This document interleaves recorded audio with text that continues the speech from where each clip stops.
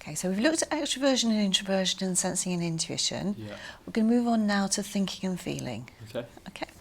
So I don't know if you remember from when you did your step 1, thinking and feeling is about the process we use when we're making decisions. Okay, yeah. Yeah, so it's not going to tell us anything about how good your decisions are, Right. just whether you tend to use your head and think about things logically and objectively, Yeah. or whether you're more likely to use your heart and think about things in terms of values and how the decision's going to impact on people. Right, okay.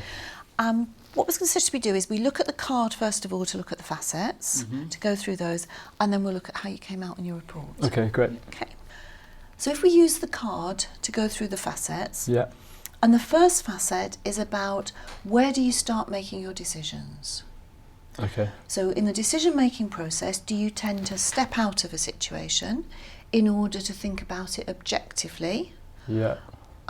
to be able to analyse it, or do you tend to step into a decision? So do you tend to put yourself in the shoes of the other people involved in the decision and think about how it's going to impact on them? The next one we're going to look at is reasonable and compassionate, and this is about how you actually make your decisions. So the first one was, what do you do initially, what would you like to do? And then the second one is, how do you actually make your decision? Right, okay. Do you make it using pros and cons, analysis, using your head, Yeah. using your reasoning, or do you make it based on the values of other people and the impact on those people? Okay. So having stepped in or out from that position, how are you actually going to make your decisions? Okay, right. Now the other 3 facets are all about how you'd engage with somebody through the decision-making process. So the next one is about questioning and accommodating, and this is about how we respond to difference, how we handle differences of opinion. Okay. And somebody who's thinking is typically questioning. So when they see something wrong, when somebody presents with something, they'll ask questions, and they'll be quite tenacious in getting their questions answered. Okay, right. Somebody who's feeling, on the other hand, tends to be more accommodating. So they will accommodate difference, be tolerant of differences in people, and will tend not to question unless it's something really important to them. Okay. Because for them the relationship is what's important, so they may be more concerned about upsetting somebody than actually challenging and questioning somebody. Because it might be that if I was questioning, I might say to you, why did you wear a white shirt today? Yeah. And if I was accommodating, I'd think, oh, I'm curious as to why Tom's worn a white shirt. But if I ask him, I might make him feel Right, uncomfortable. okay, I understand, yeah. Yeah, does that make sense? Yeah. Okay, so the next one is critical and accepting. And people who are thinking are typically score towards the critical. So when they're presented with an idea, maybe when they're watching a presentation, they will look for things that are wrong because they want to improve things. So if they see where things aren't going to work, then they can improve it and make it better. Okay. Whereas somebody who's accepting will tend to look for what's right. So they'll look for, that's a good way to do it, let's build on that. Right.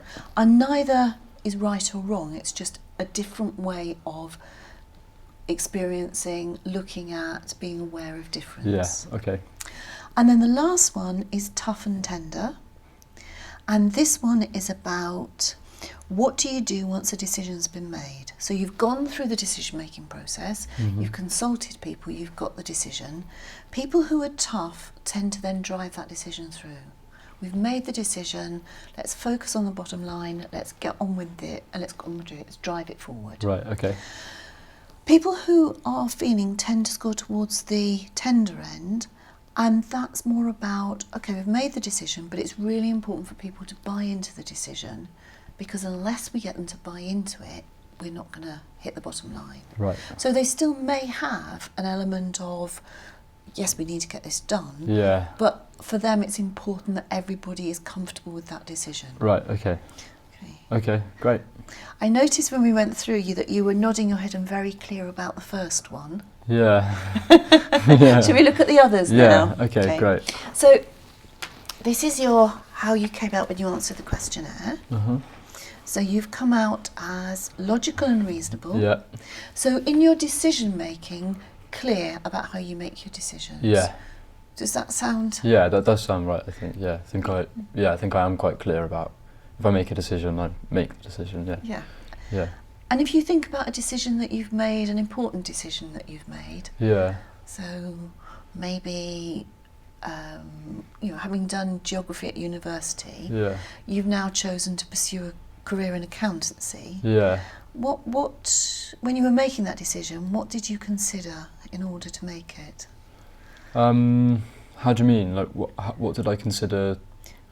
Yeah, what criteria did you use, or what on what basis did you make the decision? I think logically, I thought it would be a good career path to go down. Yeah. And it was something that I could easily transfer skills from my degree. Yeah. Yes. So I think that's sort of, I guess I sort of thought things through from a logical point of view, which makes sense with the score. Yeah. Yes. When making that decision, I think. Yeah. I mean, another element that might have come into the decision making is the pros and cons involved. Yeah. I guess I did think about those as well. Sort of the pros being, it's a well-paid job. I felt like it was something I would enjoy. So yeah, I suppose I did make a list of the pros and cons. Yeah. And somebody who was perhaps on this side, they may have considered the being part of a team, working part of a team, looking for an organisation where they could buy into the values of the company. Yeah. They may have thought about, well, it's something other people might want me to do. It might have been around it is a decision where I would be able to support a family in the future. Right. It might be that I'm looking for a job in London so I could be near my partner or whatever. Yeah. So the decision may be exactly the same to go to follow the career in accountancy, Yeah. but the reasons driving that decision might be slightly different. Okay. Does that make Yeah, sense? it does. Yeah. Brilliant. Yeah. Okay. Then the next one down. Oh, should we leave that one for now and come Yeah. back to that one? So you come across as scoring 2 on critical. Right. So looking at where things can be improved, looking at where things might not fit, where things might be wrong in a situation. Yeah. And in the mid-zone on tough and tender. Okay.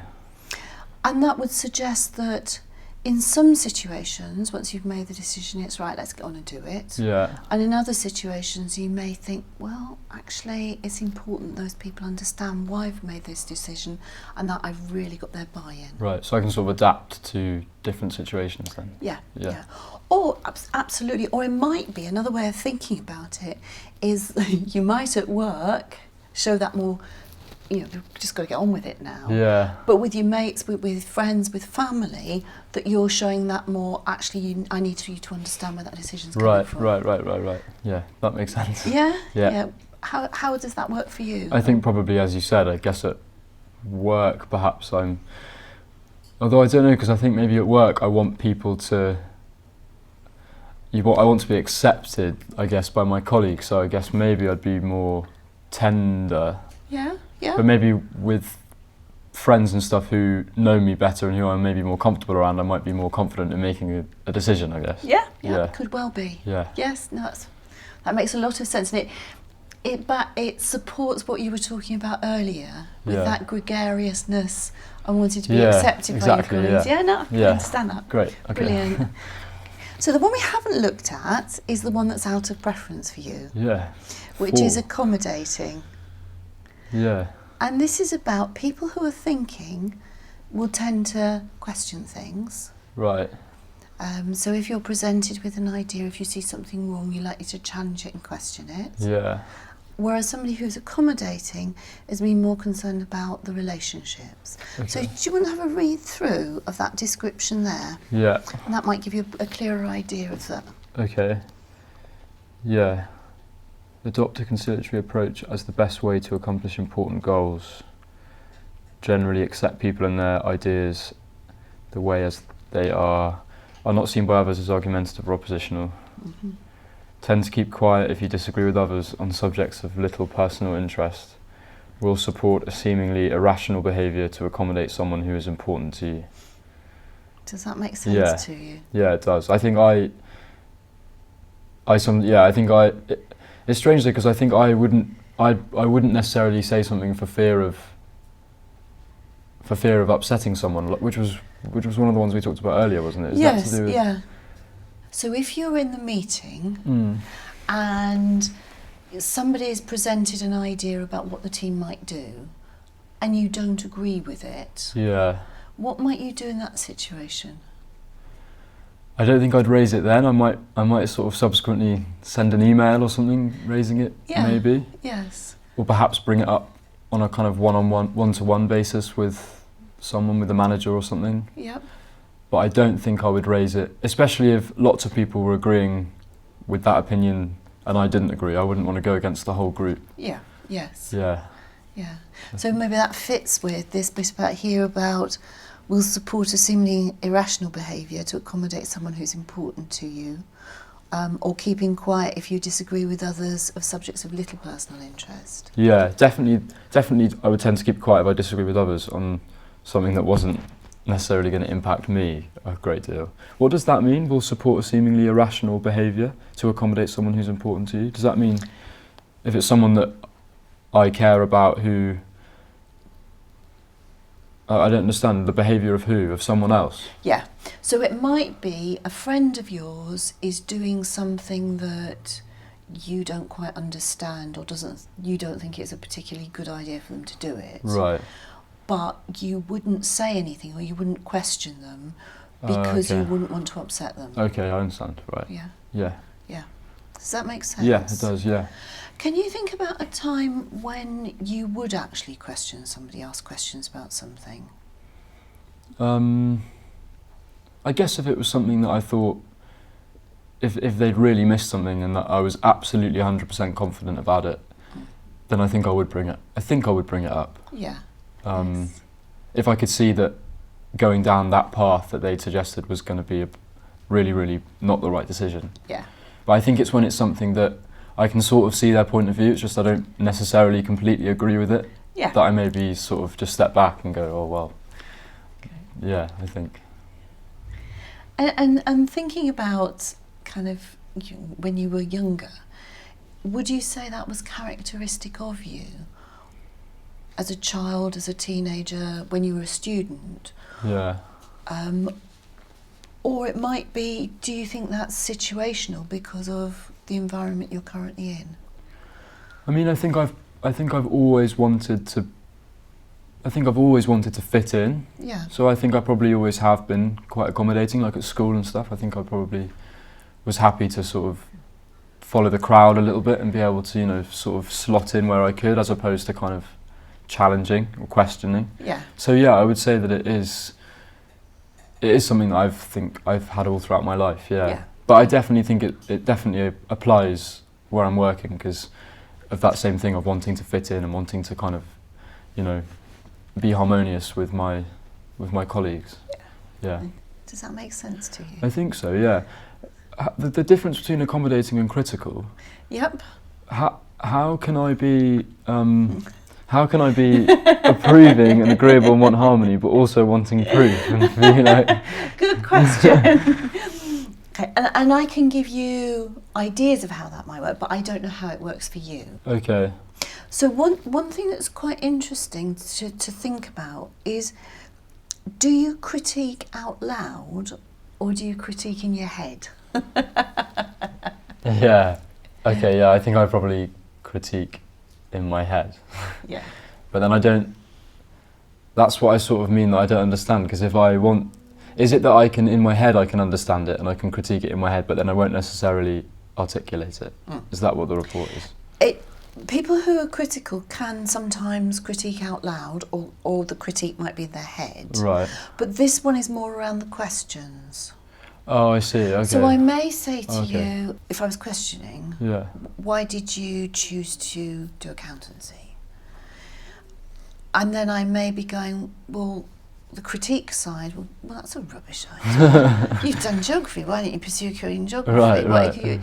Rather than, oh yeah, but I'm, whether I choose to say that out loud or not. Okay, I understand. Does that make sense? Yeah. So I think I am quite critical in my head, but I often do think, I don't think this decision is right, but then I won't necessarily articulate it. Okay. Yeah. So in terms of your colleagues,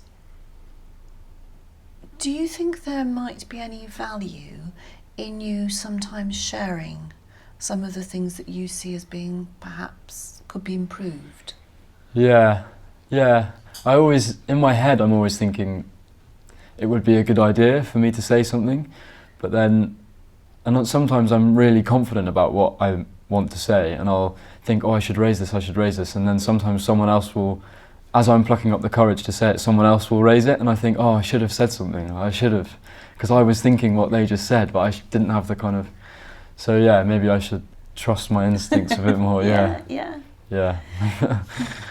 Because another way of thinking of how these two work together is somebody who's accommodating, as we've talked about, is concerned about the relationship.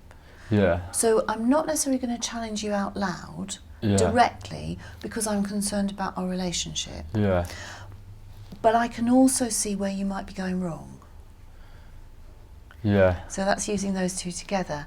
Now, if I'm concerned about our relationship, how I express where you might be going wrong, I might do in a way that is looking to preserve our relationship and make you feel okay about it. Right. So if you use those in combination, as you said, if you trust yourself and give it a shot, you may actually be able to critique in a way that people find acceptable. Yeah.